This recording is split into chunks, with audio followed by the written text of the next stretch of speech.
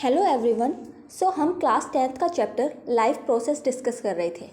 हमने life process को 4 parts में डिवाइड किया था: nutrition, respiration, transportation and excretion. आज हम एक्सक्रीशन के बारे में डिस्कस करने वाले हैं। न्यूट्रिशन, रेस्पिरेशन और ट्रांसपोर्टेशन के बारे में हम पहले पढ़ चुके हैं। एक्सक्रीशन एक ऐसी प्रोसेस है जिसके द्वारा जो ऑर्गेनिज्म है वो क्या करते हैं, मेटाबॉलिक वेस्ट प्रोडक्ट है या फिर जो टॉक्सिक सब्सटेंस है उनको अपनी बॉडी से रिमूव करते हैं। जो मेटाबॉलिक वेस्ट है उसमें क्या क्या आते हैं: carbon dioxide, excess mineral salt, excess water, nitrogenous waste. और नाइट्रोजिनस वेस्ट में नाइट्रोजन कंटेनिंग कंपाउंड आते हैं जैसे अमोनिया, यूरिया और यूरिक एसिड।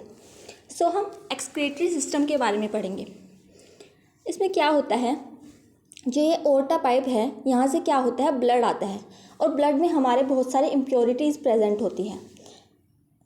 ब्लड को प्योरीफाई करने के लिए उसे हम किडनी में भेजते हैं क्योंकि किडनी प्योरीफिकेशन का काम करता है, ब्लड की प्योरीफिकेशन का। ब्लड क्या करता है, जो ब्लड प्योरीफाई हो जाता है उसे तो वापस भेज देता है और जो इम्प्योरिटीज़ रह जाती हैं उनको यूरेटर के थ्रू यूरेथ्रा में पहुंचा देता है।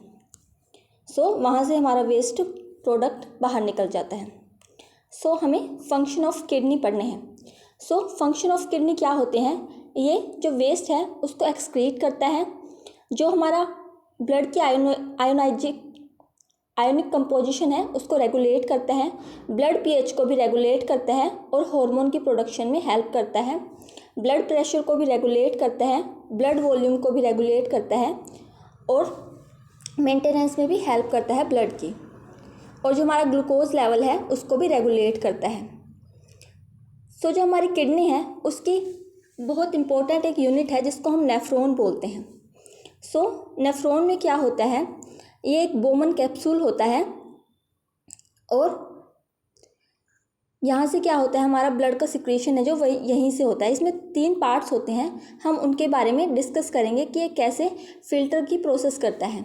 सबसे पहले होता है ग्लोमेरुलर फिल्ट्रेशन। ये क्या करता है, जो नाइट्रोजनस वेस्ट है, ग्लूकोज है, वाटर, अमीनो एसिड और जो एक्सेस सॉल्ट है उसको ब्लड में से प्योरीफाई करता है और फिल्टर करता है।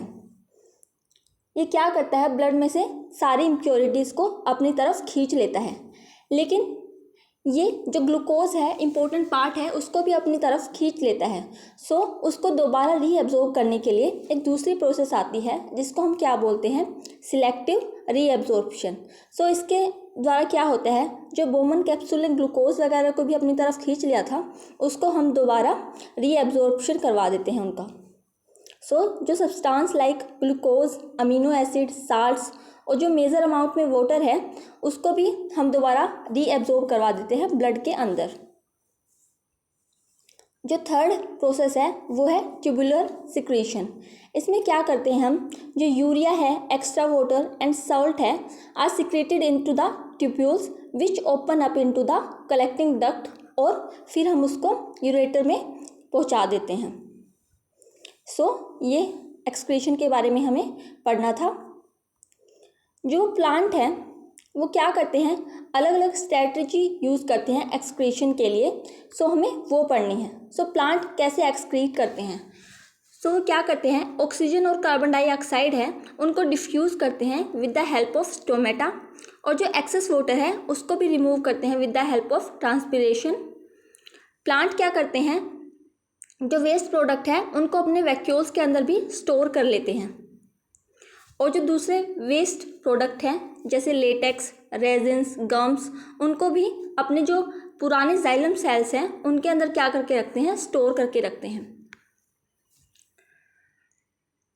और जो प्लांट है वो कुछ वेस्ट सब्सटेंस को भी सिक्रीट करते हैं इनटू द सोइल।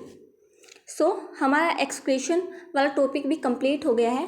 ये लाइफ प्रोसेस वाला चैप्टर हमने कंप्लीट